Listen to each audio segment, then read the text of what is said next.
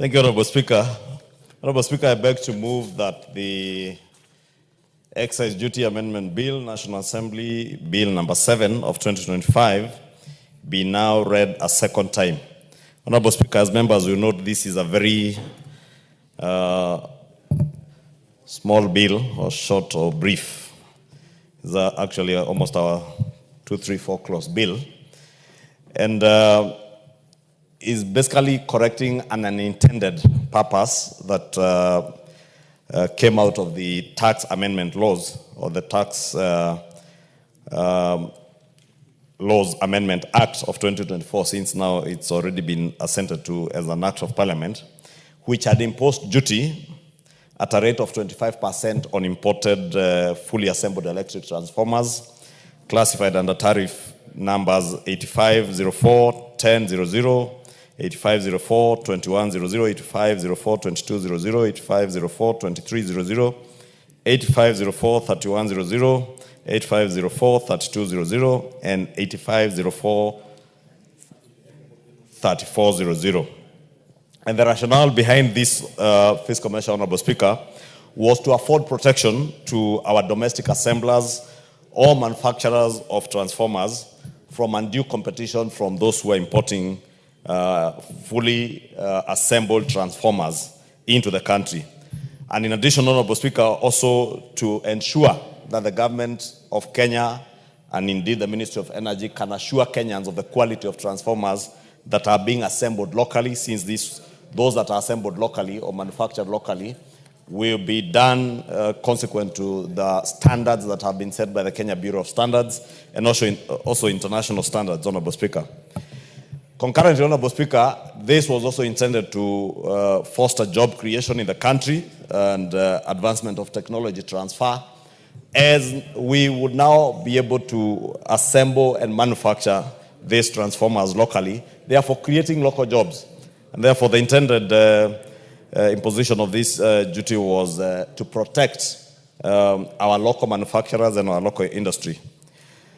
Honorable Speaker, during the detailed consideration of the tax laws, the House actually excluded tariff number 8504-9000, which pertains to parts of electrical transformers and static converters, such as rectifiers and inductors, from excise duty.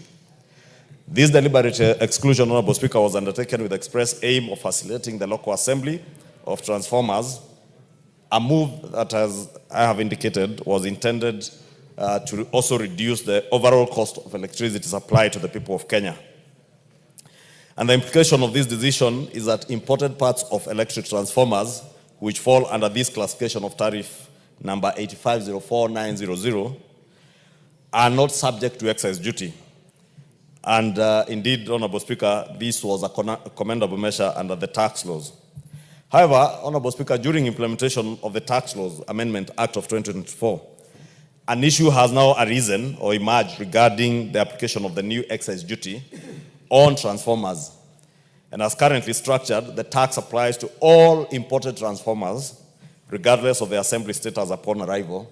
And this blanket application undermines the intended protection of local transformer assemblers. Therefore, local transformer assemblers have been left in a quagmire since the classification of this tariff, as I said, applies a blanket application across all imported parts, regardless of the assembly status. And you find, Honorable Speaker, for instance, the tank that carries oil in a transformer is such a component that looks complete, but is part of the whole of the transformer. And indeed, when you are transporting transformers even to assemble, in many instances they are transported unassembled, and you go and assemble them where you are fixing them. And therefore, it has created a problem for people who are importing these unassembled parts. And that is why we have proposed, in consultation with the National Treasury, to do this small amendment to correct that unintended purpose of the tax laws of 2024. Honorable Speaker, specifically importers of components, as I said, that are intended for local assembly, are the ones who are now been faced with these unintended consequences of this law. And these components, despite arriving in a disassembled state, are classified as complete transformers. And that was giving the example of that tank that carries oil that looks like it's part of the, is a complete transformer, but it's just a tank that is a component of the transformer. And definitely under the World Customs tariff classifications and also the East African Community Common External Tariff, there isn't a specific tariff for assembled and unassembled transformers in their classifications. This absence of differentiation reflects the widely accepted practice that transformers are by their very nature and logistical requirements typically transported, as I said, in disassembled parts. Honorable Speaker, the current application of the Tax Laws Amendment Act of 2024, in conjunction with the existing interpretation rules, presents that unintended consequence that warrants urgent consideration. As excise duty on transformers will increase the cost of supplying electricity to Kenyans, hence impacting negatively on the government agenda on the last mile electricity connectivity.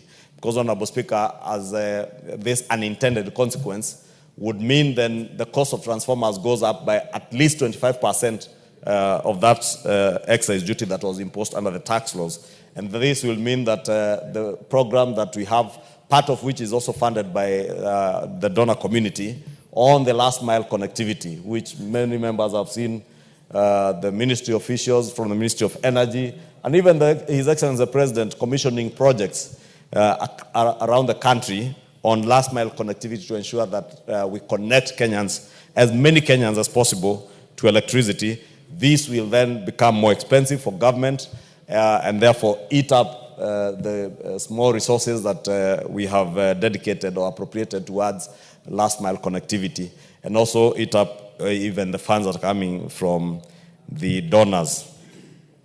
Honorable Speaker, the Excise Duty Amendment Bill of 2025 therefore seeks to address this problem by amending the first schedule to the excise duty to remove the excise duty on imported fully assembled electric transformers and parts of tariff codes 8504, 1000, 8504, 2100, 8504, 2200, 8504, 2300, 8504, 3100, 8504, 3200, 8504, 3400 at the rate of 25% that was introduced last year as mentioned. Honorable Speaker, in conclusion, I want to urge members to support this crucial amendment. As I said, it is intended to benefit the end consumer of electricity, who is the consumer and Kenyans at large, because if the Kenya Power, Ketraco, REREC are buying transformers expensively, that cost will be offloaded to consumers in the tariffs that they pay for their electricity consumption. And therefore, it is only right that we support this bill so that we achieve what was intended. First, to protect the local manufacturers or local assemblers of transformers. Two, spur job creation in the country as people manufacture and assemble those transformers locally. And also, Honorable Speaker, to ensure that there is technology transfer into the country so that we don't just import fully assembled components or transformers. Also, it may be, Honorable Speaker. And this is a policy direction that started, Honorable Speaker, you remember, even with the finance bill last year, that a lot of fully assembled or completed goods being imported to the country, having a policy shift to discourage the importation of fully assembled goods or products, to encourage people to manufacture or assemble such things that can be done locally here in Kenya, so that we create jobs, we make it cheaper, and we also assure Kenyans that the standards that have been used for the manufacture and assembly of any of these items are in line with our own standards and international standards. Honorable Speaker, you know you cannot control the level of manufacturing in other countries, but those within our country, we can be able to control the standards, and we can assure Kenyans of the quality of transformers and indeed any other goods that are manufactured locally. But those that are imported, Honorable Speaker, we may not be able to give that very high assurance as to the level, the standards of such and quality of such imported products. With that, Honorable Speaker, I beg to move, urge members to support, and I want to request the chairman of the Finance and National Planning Committee, the Honorable Member for Molo, Kimani Kuria, to second. Honorable Kimani Kuria. Honorable Kuria Kimani. Honorable Kuria Kimani. You know where we come from, Honorable. Yes, let me know. Where you come from. I would like to know whether you come from the same place with Kuria Kimani. Give the majority 30 seconds to tell me about where he comes from. I thought it was Kikuyu. Honorable Speaker, I was saying I beg to move and request the member for Molo to second. I was saying where we come from, Kuria Kimani is Kimani's son, but Kimani Kuria is Kuria's son. So, may I request... So whose son is the chairman of the Finance Committee?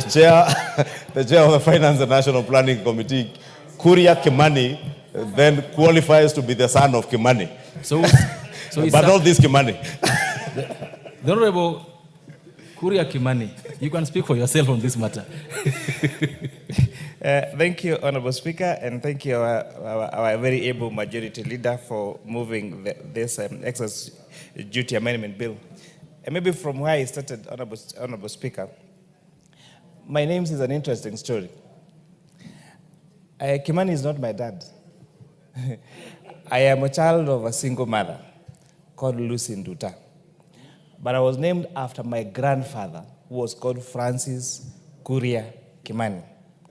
So when we did registration, when we were doing registration for our KCPE, I used to call myself Francis Kuria Nduta. But I was the only kid in the school who had a female name for a surname. So when now it came to registering for my KCPE, because I'm named after my grandfather called Francis Kuria Kimani, I named myself after my grandfather. So I ended up being Francis Kuria Kimani. So whether you call me Kimani Kuria or Kuria Kimani, it doesn't really matter. Because I'm not a son of Kimani anyway. Maybe Kimani wanted to claim some credit. So you confirm your Christian's name is Francis? Sorry? Is your Christian name Francis? My? Christian name? My Christian name is Francis. Okay, go ahead. So my name is Francis Kuria Kimani. So whether you call me Wanduta. Yes, and I'd like you to take this